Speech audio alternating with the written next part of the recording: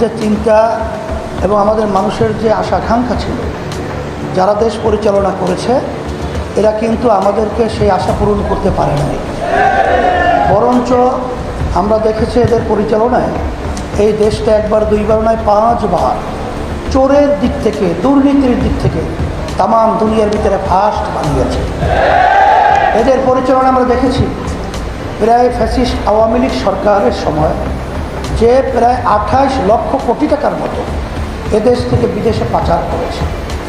সদ্য ভূমিমন্ত্রী আওয়ামী লীগের সময় প্রায় 3টা দেশের মধ্যে প্রায় 620টার মতো বাড়ির সন্ধান পাওয়া গেছে, যার মূল্য প্রায় 5701 কোটি টাকা।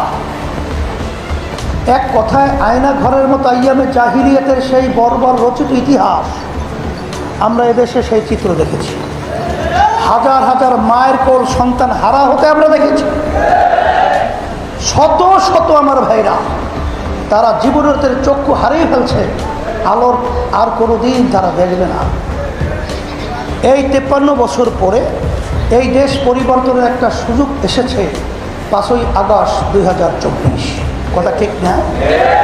তখন আমরা অন্তর্বর্তীকালীন সরকারে প্রধান যে বলেছিলেন তা 3টা কমেন্ট জাতির কাছে। একটা হলো সংস্কার, আর একটা হলো বিচার, আর একটা হলো জাতীয় নির্বাচন। কিন্তু আমাদের দুঃখ সহকারে বলতে হয়, সংস্কার এবং বিচারের ব্যাপারটা যদি আপনাদের কাছে প্রশ্ন করি, আমাদের যে চাহিদা আকাঙ্ক্ষা সেটা কি আসলে বাস্তবে সংস্কার হয়েছে? দেখেন, আপনারাই বলেন না। দৃশ্যমান বিচার হয়েছে? এর আগেই জাতীয় নির্বাচন ঘোষণা করেছে, তখন একটা দল কিন্তু আমাদের বিরুদ্ধে তারা বলা শুরু করেছে আমরা নির্বাচনকে পিছিয়ে দেওয়ার জন্যে এবং বিভিন্ন ষড়যন্ত্র করছি বন্ধ করার জন্যে। নাউজুবিল্লাহ।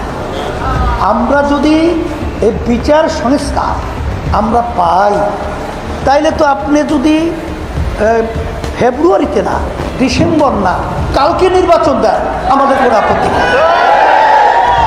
কিন্তু এতগুলো মানুষ জীবন দিল, এতগুলো মা সন্তান হারালো, এতগুলো মানুষ পঙ্গু হলো, এতগুলো মানুষ চক্ষু হারালো, তাদের একটা চেতনা নাই, তাদের একটা চাহিদা নাই যে এই দেশের মধ্যে মৌলিক রাষ্ট্রীয় সংস্কার হবে এবং খুনিদের বিচার হবে এবং টাকা পাচারকারীদের বিচার হবে।